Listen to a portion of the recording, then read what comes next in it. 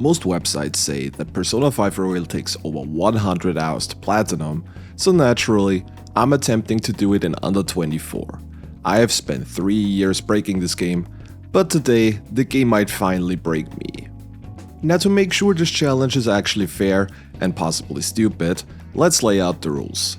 First, we need to obtain every trophy plus the true royal ending. Second, the 24-hour timer never stops. No breaks, no power naps, no Morgana made me do excuses.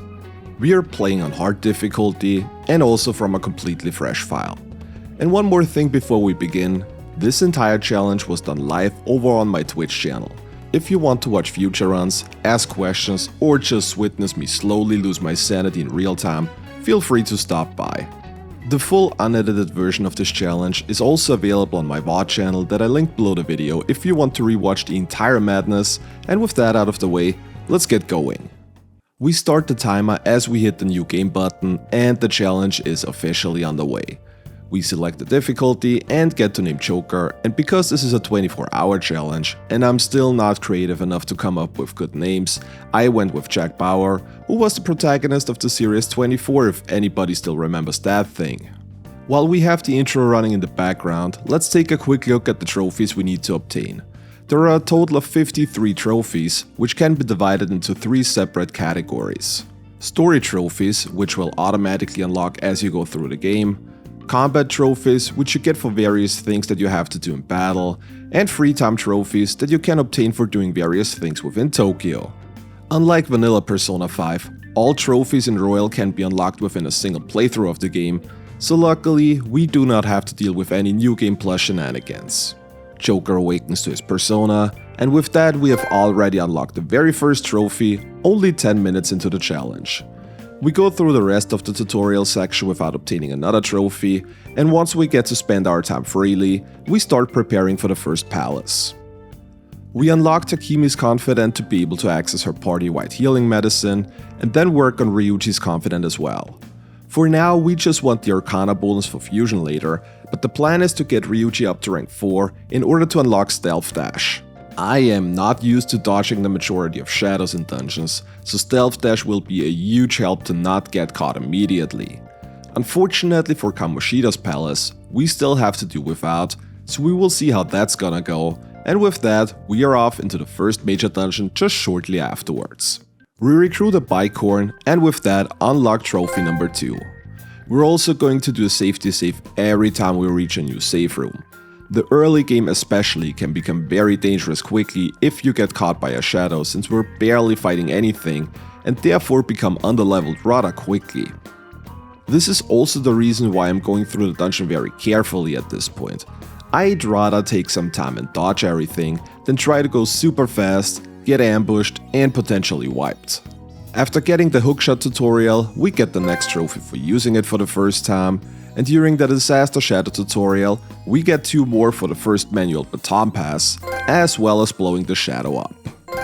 Unfortunately, I missed the trophy for the baton pass here, which I didn't actually realize until several hours later, but luckily we are in post-processing here, so we can easily fix that and still have the correct amount displayed until I actually fix that on stream. The mini-boss Archangel is quickly taken care of after getting his first attack thanks to a Tarunda, and then just setting up a Rakunda to lower his defense and pummel on him until he is down before he's able to get his second cleave off. And as I am writing this just now, I realized that I didn't have my camera at the bottom of the stream properly, and now I will probably not be able to unsee that for the rest of the video. Good job, Ragnar. Anyways, we go through the rest of the dungeon, beat the 2 Eligors on the way by debuffing their defense, knocking them down with Seo, and then just gun them down until they're gone, and then work on some more Archangels since those are the highest leveled enemy in the dungeon and give the most experience. We do that until the entire party hits level 8, at which point we will do our first little fusion session, which also unlocks trophy number 6. Before sending the calling card, we're going to do a couple of more things though. We head to the batting cages to get trophy number 7, which I always found weird that you only need to hit the ball and not even score a home run, but I'll gladly take that since it makes obtaining the trophy much easier. During our free time, we mostly work on our social stats. Maxing all stats is another trophy, and probably one of those that takes a little more work, so we want to get started early. Because of this, we also take up the first 2 part-time jobs. Those not only help us raise our social stats, but they also give some good money in the process, so it's a double win basically, and with that, we already unlocked yet another trophy. We're going to need quite a bit of money for the things we want to buy, mainly healing items now, so we continue working and then get everything we need at Takimi before sending the calling card on the following day. For Kamoshida, we use Oberian on Joker since it is the first persona which resists physical attacks. In order to protect the other party members, we also throw a spotlight on him in order to draw Kamoshida's attacks in, keeping everybody else safe.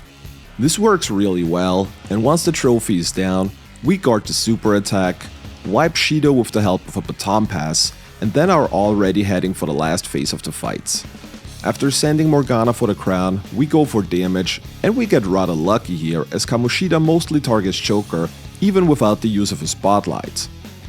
I even mentioned this in the stream, and Kamoshida seems to have eavesdropped on that because he proceeded to wipe Ryuji pretty much immediately after. Luckily, Kamoshida is basically down by this point, so after bringing Ryuji back, we can complete the first major dungeon of the game with almost 22.5 hours on the timer left. Since we are already pretty close to the deadline, Kamoshida shortly confesses afterwards, we unlock the next trophy, and then go out to celebrate and name our party. Chat suggested 24/7, which is fitting rather well, and we unlock another trophy because of it. Since we still have a bit of free time before the story continues on, we start buying lottery tickets for another trophy. The Big Summer Lottery, which is scripted to always give you a win, unfortunately does not count towards getting the trophy, so we have to manually buy tickets and hope to get a quick win. After getting Ryuji's Confident to rank 4, we not only unlock the Stealth Dash passive, but also get another trophy for bringing a Confident to a hangout spot. In the first mandatory Momentos segment, we go up against Oberian, which is easily controllable with the use of status elements, in this case, Confusion. After a couple of turns, the enemy is already down, and we get the next trophy for clearing our request, and shortly afterwards also unlock the Confident of Maruki, who is one of 3 non-mandatory confidents that we're going to max in this challenge. Just a bit later, we meet Yusuke, and after button mashing Morgana, which is mandatory in every challenge run, we are off into Palace number 2 as we head into the museum next. Thanks to the item ring that we picked up earlier, we can easily recruit the first and only treasure demon of the challenge and unlock another trophy with it. Once we reach the barrier, we quickly head to the Velvet Room to fuse ourselves a Jack Frost and also get the first rank of the Twin Warden Confident in the process. We're going to get them up to rank 3 later on as it unlocks the lockdown feature, which is another required trophy, but more on the Velvet Room trophies when we get there. For the newer battle, we throw a physical mirror on Ryuji to repel the Skullcracker attack, and then just finish the enemy off with a nice Makua from Jack Frost after a baton pass. Yusuke and I crash into the palace, Yusuke awakens to his persona, and we have to battle Ippon-Datara and a bunch of Kappa Tengu next. After wiping the Kappa Tengus with Mabufu, we quickly take care of Ippon-Datara thanks to a lucky crit from Joker, which leads to a big baton pass attack by Yusuke. Before we head back into the palace though, we continue working on our confidence as well as our social stats. Since we didn't win with the first lottery ticket, we have to try again, and luckily the second time's the charm, and we get yet another trophy. With that, it's time to head back into the palace and continue on with the game. The first mini-boss is Kurama Tengu, who is accompanied by 2 Kappa Tengus. We once again take care of the ads with Mabufu, and the boss is quickly taken down thanks to Shock, while we also obtain another trophy for successfully hitting a technical hit. With Stealth Dash now available, we have a much easier time getting past shadows without getting caught, and this made me a little overconfident as we got ambushed not once, but twice within a couple of minutes. Since the experience route is pretty tight in this challenge and we don't want to get any unnecessary EXP, we usually try to knock all enemies down with weakness hits, and then just run away to not accidentally gain any levels that we're not supposed to.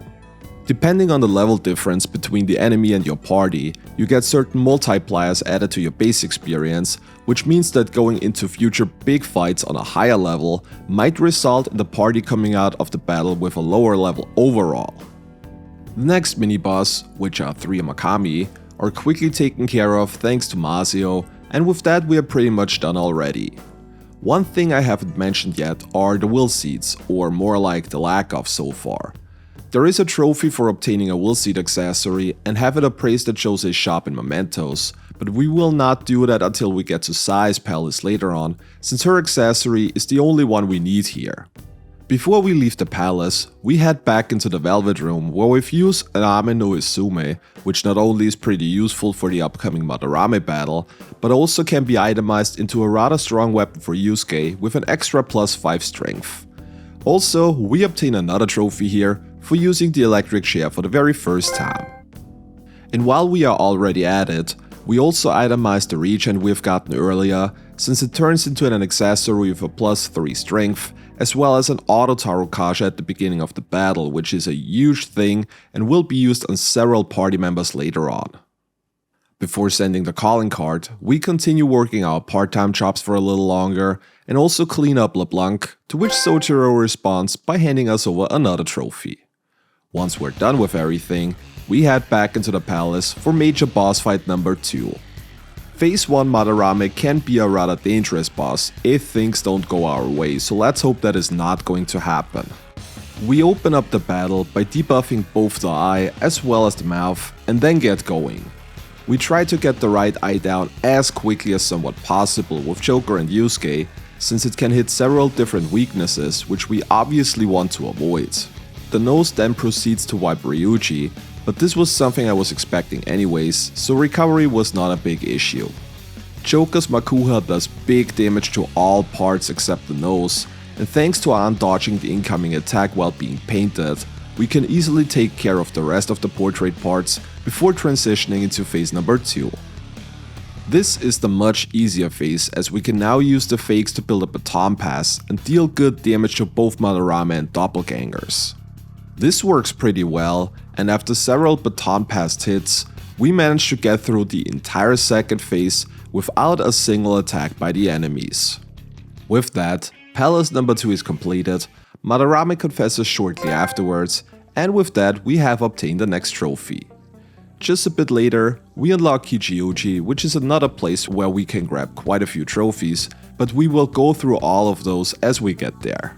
We also unlock Akechi's Confidant here, and this is probably a good time to talk about him in general.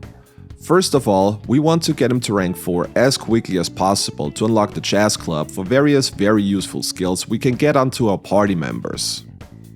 This is also the reason why we prioritized Knowledge and Charm on Joker's social stats, as you need them both at rank 3 in order to progress to Akechi's rank 4 Confidant and unlock the Jazz Club in the process.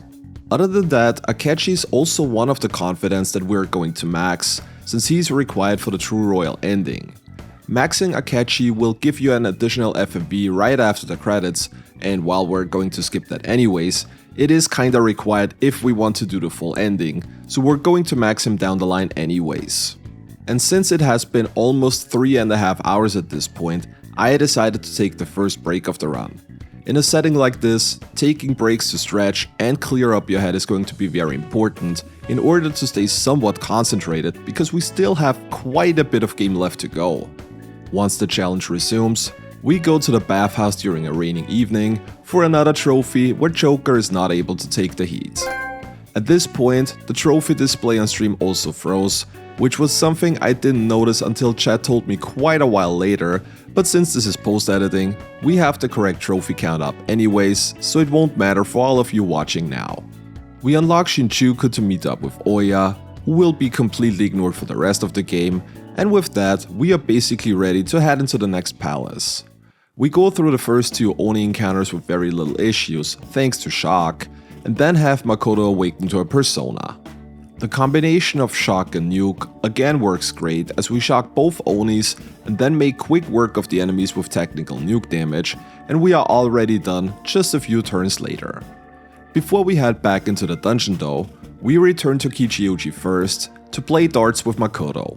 This not only maxes both Joker's and her baton pass rank, but it also gives us the next trophy.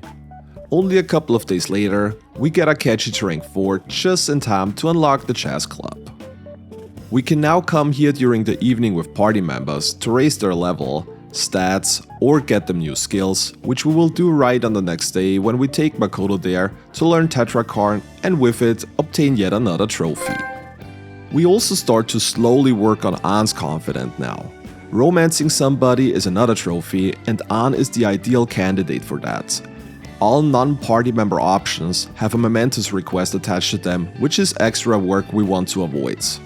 Out of all party members, An has the lowest social stat requirement for max rank, only needing kindness at 2, so for this challenge, she will be our choice when it comes to waifu. With that being said, we dive back into combat again as we finally head into dungeon number 3. We quickly take care of the Aura boss after baton pass with Makoto's Vira Blast, and then easily shock both Onis with Joker, before taking care of them with another baton pass Giant Slice by Yusuke. For the battle against the Key Trio, we want to try to shock as many enemies as possible with Joker's Mazio, and then hit technical damage with the other party members. Due to us knocking down all 3 enemies at the same time, we couldn't get a proper baton pass going, which resulted in Kinky recovering before he goes down, but luckily he only targeted Makoto with a regular attack. Afterwards, we just reapply shock, and then keep on doing damage until the enemy is down. The next mini-boss coming up is Companda, and this is the first instance of the strategy we will use for a lot of enemies going forward. Makoto will set up Tetrakarn on both party members, and then we wait until the enemy throws out a big bloodbath and effectively wipes itself. And that is all there is to this dungeon, but before we head back, we make another detour into the Velvet Room as we now have unlocked the Fusion Alarm. By itemizing another region during Fusion Alarm, we not only get another accessory with Auto Tarokasha, but we also unlock another trophy as well. After fusing ourselves to Shikiuchi, we're basically done, but we will once again wait a couple of days before sending the calling card because there are a couple of other things we want to do first. We are going to play a single round of billiards to unlock another trophy. Unlike a lot of my other challenges, we are not going to rank up our technical rank since it's not really needed for the route that we're taking to get through the game. We still want the trophy though, so we need to come here at least once. On the following day, we head to the temple to slightly raise Joker's max SP and get yet another trophy in the process. Kichiuchi has quite a few things to offer, so we can get our trophy count up rather quickly. A bit later, we send the calling card and are back in the palace to battle Big Boss number 3 Kaneshiro. Part 1 of the battle is against Piggytron, which always opens up with the Fire Attack Missile Party, followed by a physical attack. For this reason, we want to make sure to guard with Yusuke to prevent the one more, and we get lucky here as Joker gets targeted with the second attack which he nulls thanks to Shikiuchi. Once Piggy Bank starts rolling, we prepare for the big incoming attack. With an attack debuff and a defense buff, all party members are able to stay alive, and we can continue on. This would be the point where we can throw an item to stop Piggy Bank from rolling out, but we're not going to do that just yet. After throwing the item, you only have one more turn until Piggy Bank switches into his other pattern, where he will use attacks like Fear Gas, which can potentially fear the entire party. We would rather take the blunt damage from the rollout attack that we already know everybody can survive, than the potential party-wide status elements where in the worst case, nobody can get an action in. Once Piggytron rolled out for the second time, its HP are low enough that we should be able to finish it, so we now throw the item to stop it. We guard with every party member but Joker, and then finish Piggy Bank off with a nice double shot. The guard is very important as Phase 2 Kaneshiro immediately opens up with Lullaby, which can potentially put the entire party to sleep. Luckily Joker is immune to it though, and guarding party members cannot be inflicted with status ailments, so we got our full party available from the get-go. We throw 3 stun guns to shock all enemies, and then go for the attack. Makoto tries to knock one of the guards down with her gun, and then passes over to Yusuke, who proceeds to get a total of 3 vicious strikes in due to each of the enemies being knocked down after one attack, resulting in huge damage overall. With those numbers, Kaneshiro is practically down already, and once the guards run away, a single attack is enough to finish off the battle and complete the next palace. Kaneshiro confesses shortly afterwards, and we unlock trophy number 25.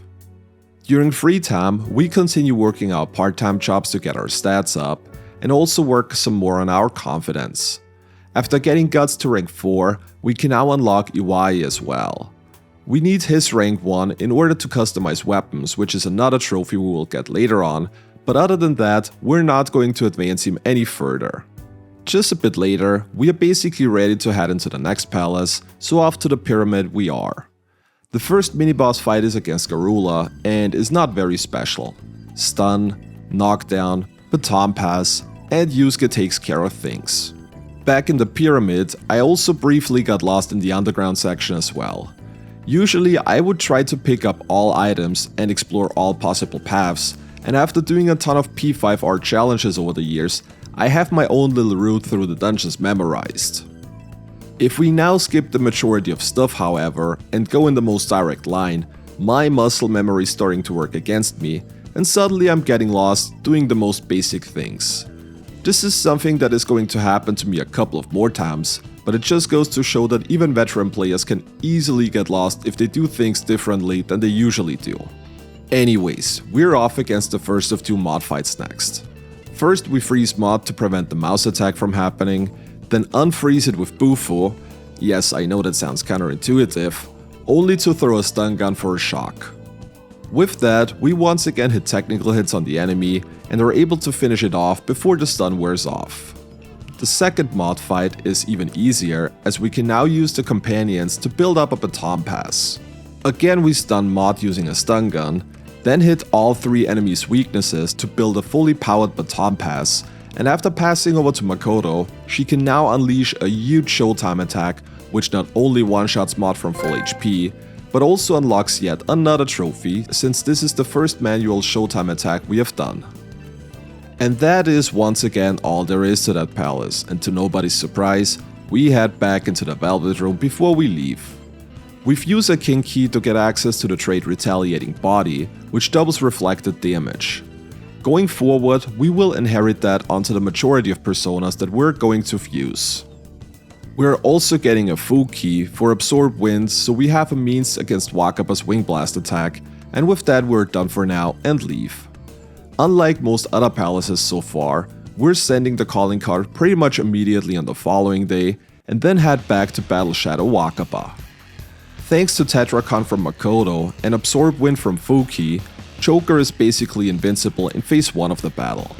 Once Futaba awakens to a persona, I also realized that I went into this battle with the wrong party. I should have brought in An instead of Ryuji, so I decided to throw the fight, which is also the very first game over in the entire challenge. Funny how this happens on the supposedly easiest boss in the entire game. Once we come back with the correct setup though, the boss battle is a cakewalk. Retaliating Body doubles the reflected damage on Joker's part, and with everybody else joining in, we can easily wipe Wakaba before she ever goes back up into the air again, pretty much exactly at the 6-hour mark. So far we are on a great pace even with a few minor hiccups, and unless something really bad happens, I am very confident that we should easily be able to complete this within 24 hours. I think I deserve to have another break, and once we return, we have a ton of downtime before the story continues. We make a quick trip to the fishing pond and catch exactly 1 single fish to get another trophy, and then continue working on our confidence. Shortly after, we get on to rank 9 and romance her for trophy number 28. And because we already got on this far, might as well max her out on the following day for trophy number 29 right after.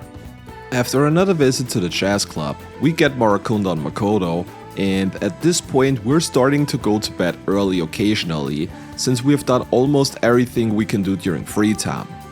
We have maxed all of our social stats except Charm, which we should be getting to max rank once we unlock Akihabara, since we need to take a few trips to the maid cafe for another trophy later on. Speaking of trophies, Futaba eventually recovers, and we unlock trophy number 30. With Akihabara accessible now, We can also go to the arcade and play the crane game for a prize and yet another trophy. In Akihabara there is also the briefly mentioned maid cafe that hides another trophy, but in order to unlock this one, we have to order the special menu, which becomes available once you get 20 points, which means we need to do a total of 5 visits. At this point, chat also finally made me aware that the trophy tracker was frozen, so after updating it, we're finally having the correct amount of trophies displayed once again. In order to celebrate that, we head back into Momentos, considering we haven't been there since the mandatory visit after Kamoshida's palace. With stamps unlocked now, we can grab the next couple of trophies at Josei. We get the trophy number 32 for assigning a stamp, and shortly afterwards happen to get a Momentos deviation for another trophy. Using flowers to buy an item at Josei gives us trophy number 34, and that's all we can do for now. There is one more trophy for maxing one of the stamp categories, but we have not collected enough stamps for that to happen yet, so that will still have to wait for a while. The party goes to Hawaii, where we spend some time with our waifu, and once we return to Japan, we upgrade the party's equipment at the airsoft shop. Since we unlocked a Wise Confident earlier, we can now customize one of Joker's guns for another trophy, and then sell the Sudi armor we found in Mementos at the second-hand clothes shop for trophy number 36. After getting Mishima to rank 3 for an experience boost in battle, we're now ready to head into the next palace. The first mini-boss battle here is against Haru's fiancé. The robots are not a big issue since we're once again using baton pass and weakness hits to our advantage, and a few turns later, we are already done again. Now, usually we would go up against the robot chiefs next in order to access the following area, but we're going to completely skip that. Those of you who are familiar with the P5R any percent speedrun might already know what's coming up. Everybody else is in for a treat because things are about to get crazy. After grabbing the map, we go back and draw the attention of the Shadow in order to lure him over to the chief door before setting the game's frame rate to 30 FPS. Once the Shadow is next to the door button, we throw a Hypnomist and then interact with the button. This squeezes Joker between the button and the enemy. This itself is not a problem yet, as the game would just push Joker back again after the interaction, but by opening the menu and throwing a smokescreen, the game instead pushes Joker into the floor and slightly clips him out of bounds. After opening the quick access menu, we now run around clockwise in a circle in order to slowly lower Joker's position until he is low enough to be outside the collision detection check, which lets us go out of bounds and into the next room, which you aren't supposed to access until you beat all the robot chiefs. After putting the camera behind Joker, we spin the analog stick counterclockwise from 12 to 6 o'clock before flicking it up again quickly. If done correctly, this motion causes Joker to slowly gain height again, so we do that until we get high enough to clip back into bounds, and we can continue on without ever doing any of the chief robot battles. There are several of these clips in the game, and we actually skipped the first two in Madarame's and Kaneshiro's battles earlier, since those are rather tricky to set up, and overall don't save that much time, so I wasn't even trying to go for them. There is another big skip coming up later in Shido's palace, which skips like half of the dungeon, so this is something to look forward to. But for now, we're still at Okumura's, so let's focus on this one. The next and also last mini-boss fight is against the robot army, and this one is rather easy, as all we need to do is throw an AoE weakness item, baton pass over to Haru, and then wipe the entire wave with triple down. Repeat the entire thing 2 more times, and we are already done again. We beat a couple of more enemies on the way until Joker gets to level 36, and then we head back to the Velvet Room to do a couple of more fusions, which include Kaiwan, Isis, Arahabaki, and Dekarabia. We also fused the necessary personas to get the Twin Ones rank up to 3 in order to unlock the lockdown feature. During this, we need to fuse a Flores, which triggers another trophy as it is the first advanced fusion we do. After using Gallus and Flores for trophy 38, we put it into lockdown and use an incense for trophy 39, only to immediately remove and delete it again after. With Haru now unlocked, we can continue Maruki's Confident and also max Joker's final social stat during a shift at the convenience store for trophy number 40. we make our last trip to the maid cafe, and after getting concentrate on Makoto during another chess club visit, we get Maruki to the final rank 9. An gets Tetrakarn during another chess club visit, before we stumble into the final palace by accident where Kasumi awakens to her persona. The Byaki is easily taken care of with bless attacks and double shot, and we're done again soon after. Since we're getting somewhat close to the deadline now, we set the calling card shortly after and return back to the palace for the next big boss fight. Wave 1 of the robots is quickly taken care of with a double Magarula from Kaiwan, whose attacks are buffed thanks to the passive wind boost. Haru takes care of Wave 2 with Mapsio, including some chip damage from the other party members. Choka knocks the robots of Wave 3 down with Mazio, and then passes over to Haru for another triple down. Wave 4 starts to get a little bit more tanky, so we decrease everybody's defense with Marakunda, and then once again use a baton pass to get them quickly down with Magarula and Kaiwan.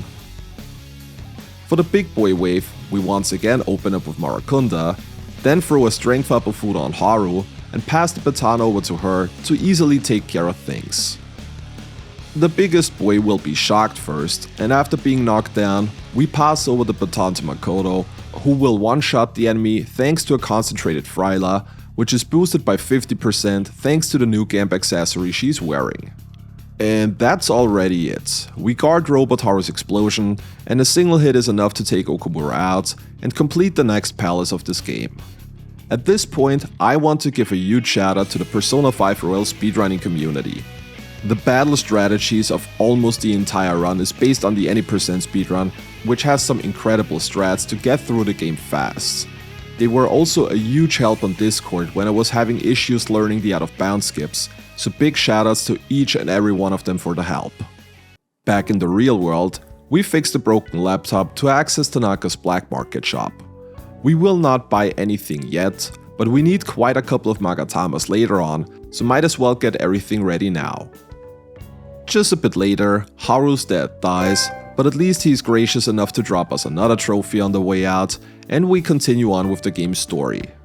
We have done pretty much everything we can do during free time now, so for the majority of days, we just go home early and go to bed or study in LeBlanc to quickly pass time.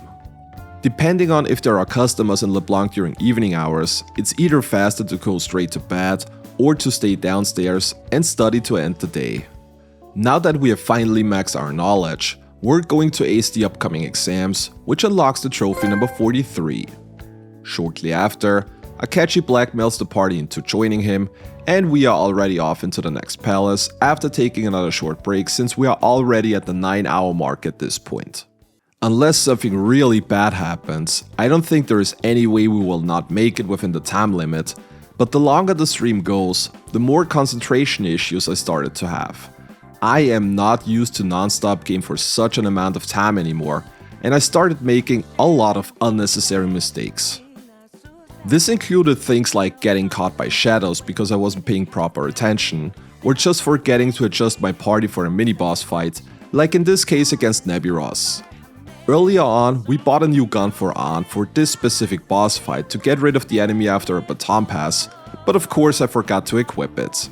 This resulted in Akechi getting a turn-in while being brainwashed, and the next thing is 100% on me, because I literally jinxed it by saying, and I quote, "Well, let's hope Akechi doesn't do anything stupid." So of course he attacked Joker, got repelled, and wiped himself. Luckily, the fight still went rather well, but this just shows that concentration issues are definitely something I need to watch out for the longer this challenge goes. Unfortunately, this didn't quite work out as I was hoping. After beating the Yadayu with a stun gun and a couple of technical hits, I jumped right into the enemy's arms, and since I was not able to hit any of the power's weaknesses to run away, we had to beat them, which resulted in 3 of the 4 party members leveling up.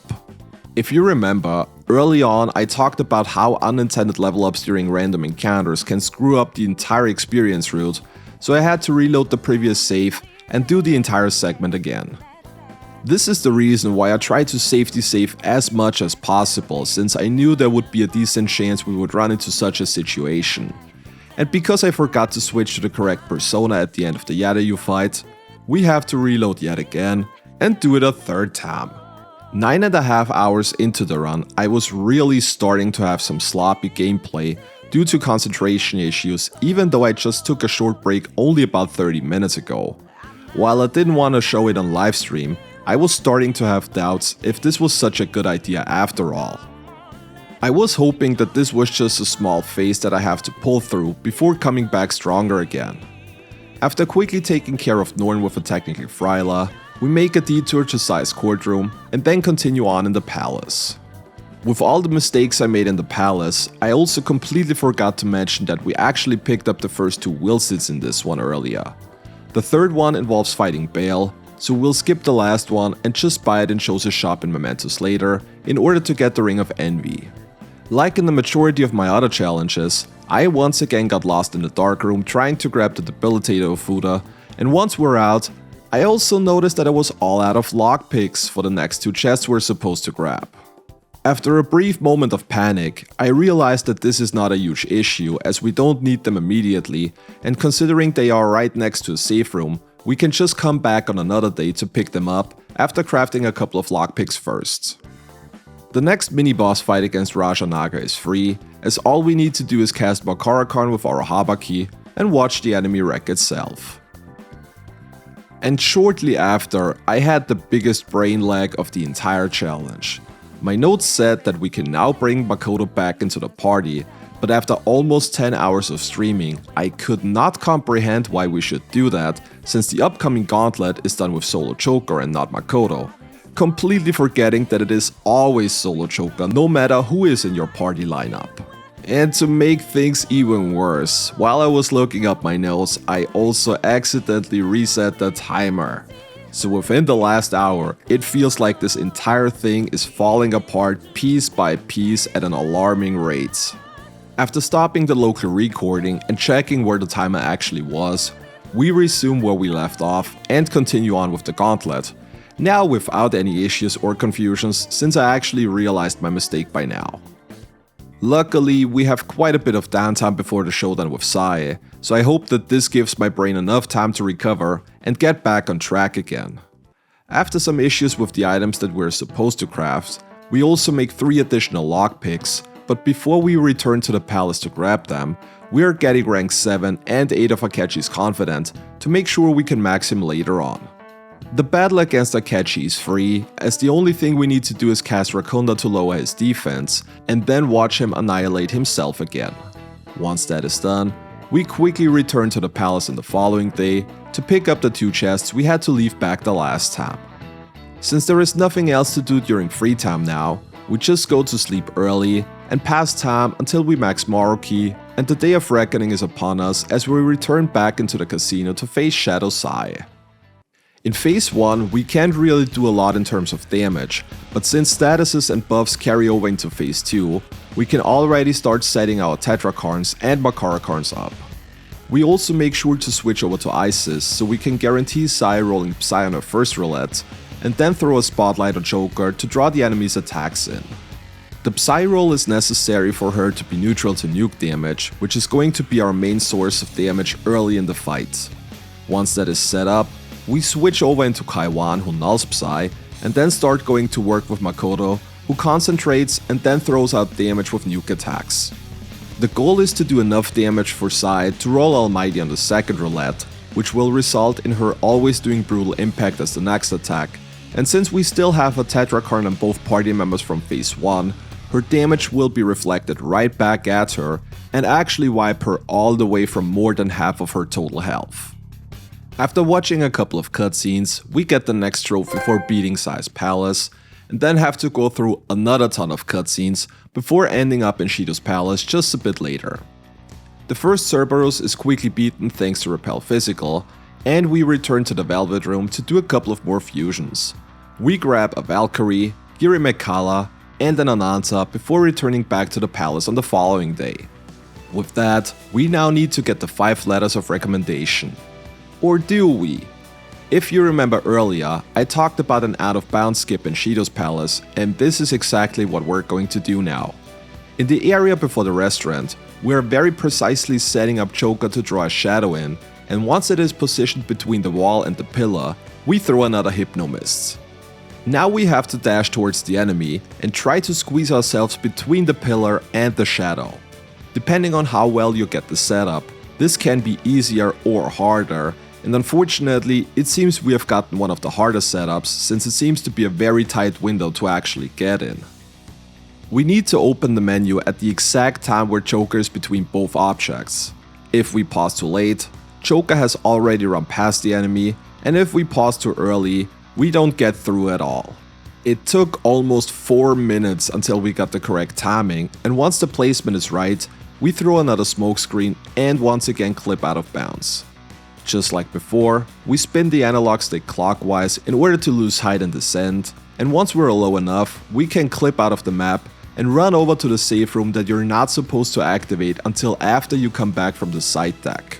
This effectively cuts out more than half of the dungeon, including all the mouse puzzle rooms, since we can just come back and theoretically get the last 2 letters of recommendation. For the 4th one, we need to go to the restaurant though, so we have to get through Yamata no Orochi first. Yamata no Orochi charges up for 3 turns to throw out a big ice attack, and we're going to use that to our advantage.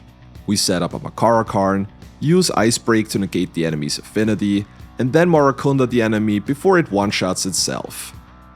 In case anybody is still wondering why I usually ban Tetra Karn and Makara Karn from the majority of my challenge runs, strategies like this are exactly the reason why. Those 2 spells in the right combination make huge parts of the game absolutely trivial.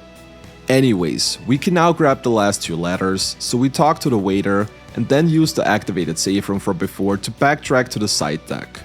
On the way there, we also lure Akali in and beat it for a nice big experience boost after it wipes itself from the repelled attack.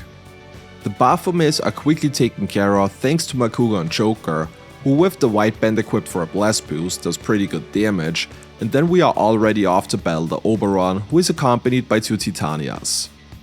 After Oberon is not able to put Joker away with Hammer on, we throw a strength up Fuda on Makoto, and then build a full baton pass by hitting the enemy's weakness until we pass over to Makoto, who can now one-shot Oberon with a showtime attack thanks to the charge. The Titanias wipe Ryuji, but we can easily bring him back and then finish off the remaining enemies. The last letter of recommendation is obtained from Ongyoki, who will once again go down easily thanks to the power of Repel. Giri Mekala by default already repels physical, so if we regularly recast Makara Karn, there is literally no way the enemy can damage Joker, so we just wait and watch him throw things at us that immediately bounce back at him until he's down. With that, the only battle left to do is against Akechi, which we're also going to do with solo Joker for the very same reason. The enemies in phase 1 quickly wipe themselves since all they can do is physical attacks, and Robin Hood Akechi stands no chance against our powerful repels either. For Loki Akechi, we have a very special strategy though. We're going to switch into Dekarabia and put up a Tetra Karn. With the first attack, Akechi will hit himself due to the repel, and with the second attack, he's actually going to hit our weakness since Dekarabia is weak to physical damage. This will cause Akechi to use Desperation on the one more, which greatly increases his attack while also reducing his defense. And because this is not good enough yet, Desperation also stacks with Marakunda, so by switching back to Giri Mekala and debuffing his defense, he wipes himself in a single turn without ever triggering his magic or Levantine phase. And that's all for Shido's Palace. The game never actually checks if you have all letters of recommendation available. I think the only trigger is whether or not you have completed the Akechi fight, so we can skip the majority of the dungeon and leave until we send the calling card. Back in the real world, we're also going to start ordering Magatamas from Tanaka's black market shop now. We will need quite a few of those for a fight coming up later, so better start stacking them up now. On December 11th, we bring An to the chess club to learn Debilitate, and on the following day, we're now ready to send the calling card. Before we head into combat though, we return back to the Velvet Room since we have gotten quite a few levels during Shido's ship, even with us skipping half of the dungeon. We fuse ourselves a Kushinada, a Titania, Hecaton Kairos, and Cerberus, and then head into the next big boss fight against Shido. The Shido fight is split up into several different battles. In the first one, we have to go through 3 phases, where the first one repels all physical attacks, which is no problem since our main source of damage is magic anyways. We throw a spotlight on Joker since he's the only one to repel physical attacks, and also set up a Tetrakarn to bait Shido into using Tetra Break and wasting one of his turns in the process. Titania, An and Makoto are going for damage and push him into phase 2 rather quickly. Since he resists all magic damage in this phase, we go for Fire and Nuke Break to negate those resistances, and then go for some more damage after Joker repels Shido's attacks, which quickly pushes him into the last phase already. Joker will now guard the cannon fire attacks while the girls set up their big moves with Concentrate. Once Shido starts charging, he will drop his defense, at which point we will throw out all damage and beat the first Shido battle before he can get his big attack off. The second Shido fight is also very scripted. He will always open up with Heat Riser and then go for Bloodbath, so we set up a Tetrakarn and reflect all damage right back at him. After a little chip damage from the party members, he will do the very same thing again, so after putting up another Tetrakarn and once again reflecting the enemy's attacks, we already transition into fight number 3. This time, we set up Makarakarns on everybody, as Shido will always start this phase with Tyrant's Judgment, which is a blast attack and as such will be repelled back at him as well. Since his next attack will always be Heat Wave, we once again put up a Tetrakarn on everybody, and the reflected damage is already enough to push him into the last phase, where he will eject everybody but Joker from the battle. With Kushinada having inherited the repel physical passive from Giri Mikala, all we need to do is set up Makarakarns and watch Shido wreck himself until he's down, and the next major boss is successfully beaten. Shido confesses shortly afterwards, and we unlock the next trophy. Since there is literally nothing to do until the 24th, we once again go to bed early and wait until we have to go down Momentos yet again. We haven't been to Momentos since after Futaba's palace, so there are still a few sections that we need to go through. Not only that, but we also need to collect a couple of more stamps for the trophy, and also need roughly 640 flowers for the items we want to buy. The stamps are collected rather quickly, and once we max out the items, we gain trophy number 46. With the flowers, we're going to buy the blue jealousy seed, which is the one we didn't pick up in Sai's palace earlier, as well as a Kangu and an unedited no Fuda. With all 3 will seeds, we can now get the accessory and have it appraised in order to get the Ring of Envy, and with it another trophy. With the remaining flowers, we reset the stamps in order to put 2 points into experience and the rest back into items. Once we reach the deep Momentos parts, we're going to perform another minor glitch. By quickly returning to normal Momentos and then immediately going back again, the bonuses from the regular Momentos will be applied in this area as well. This means we now get a 20% experience boost from all battles, which should put us exactly at the level that we need. Now we're not going to go through the mandatory battles here since they are basically all pretty easy. We either reflect back damage or use nuke to our advantage if the enemies have a weakness to it. Let's skip forward to the point where we end up back in Shibuya and have to battle the Archangels, starting with Uriel, since I just came back from another break during this part. Uriel starts the battle by summoning 2 angels, and we're going to use that to our advantage. After using a magic apple food on Joker, we debilitate Uriel, hit the angel's weakness, and then baton pass over to Joker for a big boosted Maragidine. We do this twice, and the battle is already over again. We use Cerberus in this battle since we need level 60 on it in order to learn Enduring Soul later, and once we're done, we switch back to Kushinada and go into the next battle against Raphael with solo Joker. Raphael will only charge up first and then use Sword Dance, and with the repel physical from Giri on Kushinada, you probably already know what that means. 2 bounced attacks are enough, and we continue on until we run into Gabriel. Early on, we specifically fused Valkyrie for this very fight. Valkyrie nulls light and repels ice, so with Makarakarn we can basically block and repel all of Gabriel's attacks. Gabriel will always use Divine Judgment twice, and then use Maziodyne, followed up by Mabufodyne on the following turn. It takes a couple of turns, but Gabriel is down shortly after as well, and only one more Archangel is remaining. Michael, just like Uriel earlier, will start the battle by summoning 2 angels at his side, though we will ignore the ads this time around. Michael will always open up the battle with Charge and Sword Dance, which will reflect back with Kushinada. After that, he will use Divine Judgment and Mabufo Dain, which we both null, before using Debilitate and Megidolaon. This one we definitely want to guard, since we otherwise wouldn't be able to withstand the damage. After this, he will go for physical attacks for 2 turns, which are going to be reflected at him again, before going back into his magical pattern. Once he is ready for the next Megidolaon, we switch into Cerberus, who just learned Enduring Soul to eat up the damage, though we actually managed to live through the attack.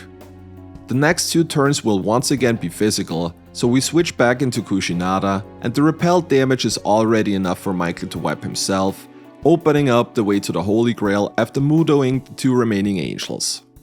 For the Holy Grail battle, we have a very specific setup, as we add An and Makoto to the party in the menu, and then talk to Ryuji on the field.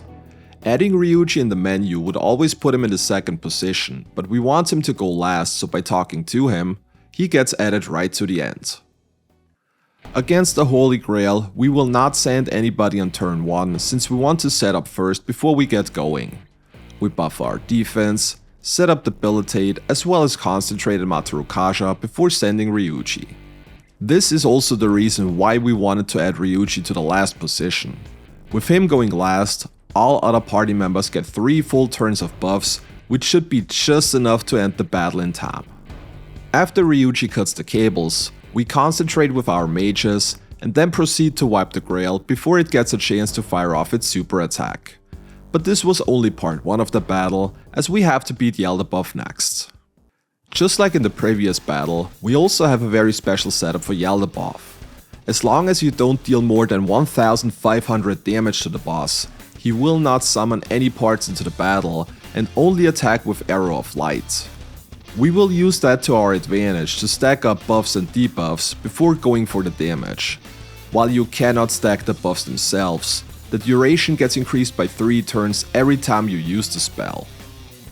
The plan is to stack the duration to such a high amount that we basically don't need to rebuff a single time in the entire battle once we have finished preparing. After a few turns, we are all set up and can now start throwing out damage.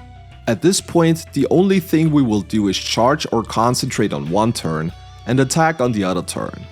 With the amount of damage we're doing, this is basically pushing him past various HP thresholds so fast that the only thing he's going to do is summon new adds without the other pieces ever attacking.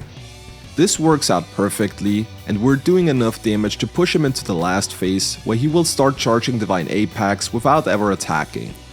We charge and concentrate one more time, throw out our damage, and are able to take Yaldabaoth down before he ever gets a chance to do any of his dangerous moves. We deliver a proper headshot, get another trophy as a reward, and celebrate Christmas Eve with our waifu. Once New Year hits, things get weird, and we're now entering the final palace with Akechi and Kasumi at our side. We throw the Idat no Fudo we bought in Jose's shop during the Belial battle to make sure Kasumi hits all targets with Makuga on, and Hastur is also quickly taken care of after debuffing it and throwing out concentrated Frydines. With that, we have a couple of days of downtime now where we need to talk to all party members. And while I'm still making unnecessary mistakes every once in a while, it felt like I somewhat recovered in the meantime from that huge down I had back in Sai's palace. Maybe it's because I could feel the finish of the run approaching, but I was starting to have small bursts of energy again. Also, am I the only one that finds it really weird that during this segment you cannot just quick travel, but always have to visit those locations manually? After letting you quick travel basically all game long, now we need to travel manually again? This is the game just trying to bother you at this point. Anyways, once we have talked to the entire party, we return to the palace where we have to battle Sumire. Since she only uses physical attacks, I don't think I need to mention how we're going to complete the battle. She wipes herself in 2 turns, and after the party reunites, we have to battle Sandria. This battle is pretty simple as well.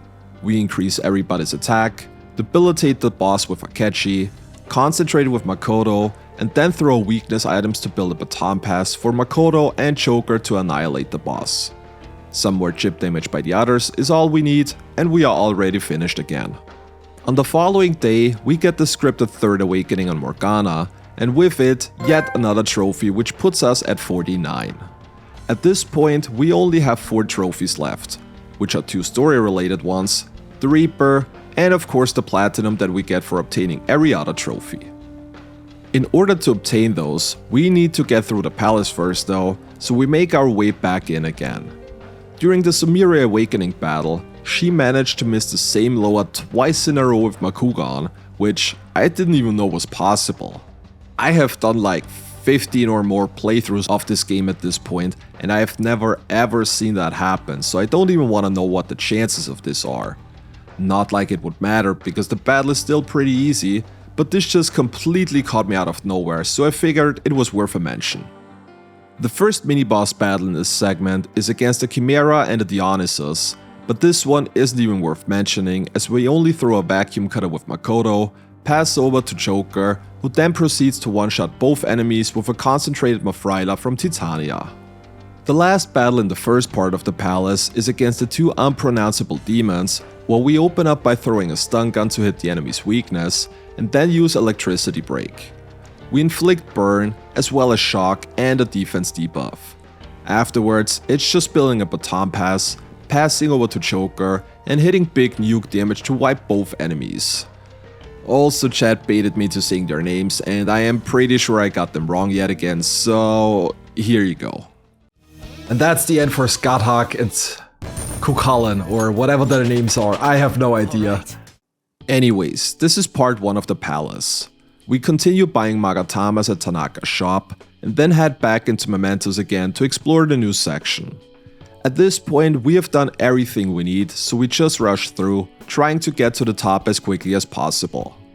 We have also crafted quite a lot of emergency hypnomists, so in case I get haunted by a shadow without a decent way out, we can just throw them and put all enemies on the floor to sleep to easily navigate past them. Once we reach the top, we leave for now and head back into the real world. On the following day, we also get the third awakening on our waifu An. This is totally not necessary and doesn't really provide any advantage, but if we already max on, might as well go all the way. After buying more Magatamas, we head back for the last portion of Maruki's palace. The first mini-boss here is Surt, which we could technically skip again. Just like with Okumura and Shido earlier, there is an out-of-bounds strategy to go past him, but it's rather tricky and doesn't really save a lot of time anyways. Considering we also still need to beat the Reaper, it's probably better to fight Surt, since the 1 or 2 extra levels we get from the battle might be beneficial later on. Unfortunately, I forgot to equip the correct persona on Joker, which resulted in Surt opening up the battle with Blazing Hell and one-shotting Joker from full HP. After going back and actually coming into the battle with the correct one, we can proceed forward as intended.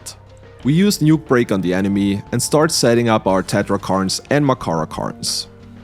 Surt will always use Blazing Hell in his first attack, while his other attack pattern is kinda random. He seems to favor physical attacks in general, so we can easily repel those with the Tetrakarns.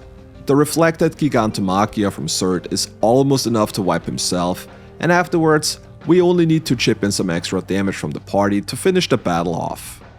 I also quickly want everybody to appreciate how effectively we got through the color puzzle after playing this game for 14 hours straight.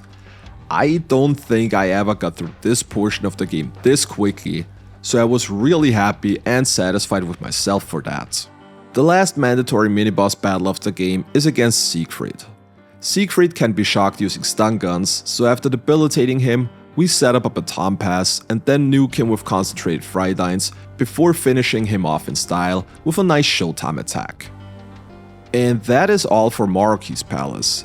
The only thing left to do is complete the Reaper fight, so after buying some more Magatamas, we head back into Momentos and wait until the Reaper shows up. And because this challenge has taken a toll on me, I totally did not see the Reaper coming and had him ambush the party, which was actually on purpose. If you get ambushed by the Reaper, he only gets 1 action per turn instead of 2, making this battle much easier already. By also putting up a Makara Karn, we can force him to only use Concentrate followed up by Megidolaon instead of his usual attack pattern, which the entire party can easily take after we put up Debilitate and a defense buff. In his regular pattern, he would start spamming insta-kill attacks later on, which we are not really well prepared against, so this strategy is the much safer one. The Reaper himself is pretty tanky, so we start throwing the Magatamas we bought from Tanaka earlier in order to deal damage. Even with buffs and debuffs up, concentrated attacks by the party would only deal a bit more than 200 damage, so the Magatamas on average are a better option when it comes to damage output. When a Showtime attack randomly comes up, we throw it out as well since those deal decent damage, and then continue on throwing Magatamas while keeping buffs, debuffs, and heals up. The strategy is pretty safe, and while the battle does take quite a while, there isn't really anything that can happen, and after a couple of minutes the Reaper is down, and we get the trophy for beating him as well. With the Reaper out of the way, there are only 3 trophies left for completing the game, watching the ending, and the Platinum trophy. Because there is literally nothing else to do, we just try to get through the last couple of days as quickly as possible by going to sleep early until we reach the final day, where we hand over the calling card to Maruki. And just like many other bosses, we're going to completely cheese the first part of Maruki's battle. The entire reason we specifically set up Kushinada earlier was for this battle. Maruki only attacks with physical and blast attacks, which we both repel with Kushinada. The intended method of fighting Maruki is by getting rid of the tentacles in order to deal full damage to the boss, since it would otherwise be highly reduced depending on how many tentacles are up. Luckily, this mechanic gets bypassed if you reflect damage, so we can deal big amounts by just throwing all of his attacks back at him. After a while, Maruki will use Tyrant Stance, at which point we will switch to Hackathon Kairos to block the incoming Tyrant Chaos since it has Endure on it. This is literally the only reason we've used it earlier, so once we tank the attack, we switch back to Kushinada and continue on as before. When Maruki gets low on HP, he will go for Tyrant Stance a second time, at which point we will switch into Cerberus, who has Enduring Soul, so not only can we withstand the attack, we also get fully healed in the process. After switching back to Kushinada, it's only a couple of more attacks until Azathoth wipes himself, and we transition into the next battle where we have to beat Maruki. Since he will exclusively use almighty attacks during this, repel strats are off the table, but that doesn't matter as our offense is not too shabby either, even with the highly reduced damage in this phase. Akechi will throw a spotlight on Joker to direct all of Azathoth's attacks towards him, and then throw Magatamas for damage, while the other party members use Concentrate and then attack Maruki with their strongest attack. After draining HP from the party, Azathoth will start using Grand Palm, which targets Joker and would usually be a one-shot, but thanks to the fully ranked up Confident on both An and Akechi, they will protect him from the fatal blow and stay alive at 1 HP. This is all we need to keep everybody alive, and a few turns later, Maruki is down as well, and at this point, the challenge is basically won. The last phase of the battle against Maruki is scripted, where nothing can happen anymore, and once we bonk Maruki on the head with our gun, we throw a couple of fists and complete the last palace of the game, getting trophy number 51. And since we already got a waifu, it would be a tragedy if we wouldn't take her out on some dates, so after spending Valentine's Day and White Day with An, we are ready to say our goodbyes, though we just skip them and try to get to the last cutscene as quickly as possible. We watch the credits, skip the very last cutscene with Akechi, which was pretty much the only reason we even ranked him up all the way, obtain the last true trophies, save the New Game Plus file, and with that, the challenge is officially completed. And while I screwed up stopping the timer properly, we finished the challenge with almost 9 hours left on the clock, coming in with a total time of 15 hours, 2 minutes, and 30 seconds. And that is it, everybody. We managed to get Platinum in Persona 5 Royal in way less than 24 hours. While it became pretty apparent to me during practice already that we should be able to do this within the time limit, I was still surprised that the final time was this slow. My practice file clocked in at about 16 hours, but that was segmented and also included bigger breaks where I stopped the time, so I was expecting this one to finish closer towards the 17-hour mark. Even more so, I am really happy that we managed to get such a decent time, even with all the hiccups in the later portion of the challenge. I also quickly want to shout out everybody that came to Twitch and went through this experience with me. I had a couple of people in here that were basically along the ride for the entire stream, and talking with all of you guys made this one a lot more bearable. I am probably going to stream more challenge runs live on Twitch again in the future, so once again, make sure to follow me if you want to catch future runs live. With that being said, special thanks go out to this video's top channel supporters Nivarel, Shirker, Matthew Thrack, Chipselnaga, Mr. Sandman, and Widerhack, as well as all other channel members and patrons. Becoming a channel member or joining the Patreon gives you 48-hour early access to all videos, among other small perks, so if you want to support the channel even more, there are plenty of ways to do so. And that is all for me today. Thanks for watching, everybody. I hope you enjoyed the run as much as I did, and I hope to see you all next time as well. Until then, take care.